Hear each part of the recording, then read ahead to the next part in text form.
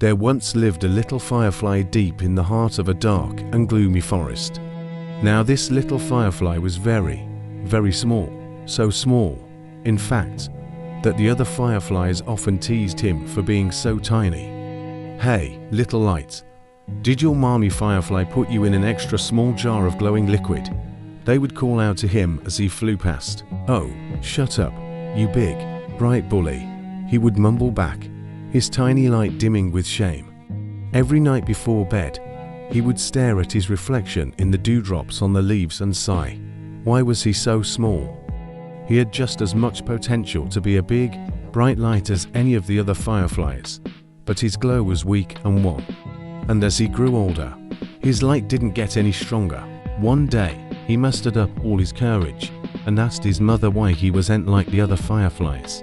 She cradled him in her shimmering wings. "Oh, my sweet little one," she said, "you are perfect just the way you are." But he knew that wasn't true. Being small and having a weak light made him less than perfect, or so he thought. Then one night, as he was flying home from a particularly bad day of being teased, he heard a tiny voice. "Excuse me, excuse me." He turned around and saw the cutest little ladybug struggling to free herself from the sticky situation Dee found herself in. He flew closer and called out, "Can I help you?" "Oh, yes, please," she cried. "I was flying past this leaf when this big spider came out of nowhere and stuck me to it with his web. Can you, maybe burn a hole in the web with your light? I'm not too fond of spiders." He hesitated.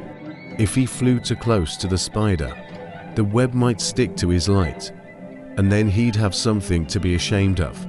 But looking at the ladybug's frightened face, he knew he couldn't just fly away, so he took a deep breath and flew as close as he could to the spider. Then he started to glow as brightly as he could. Now, even though the little firefly's light wasn't very big, it was very hot. And as he burned the spider's web, the ladybug flew to safety. When she was free, she thanked him profusely and flew off into the night. He stood there watching her go until another voice interrupted his thoughts.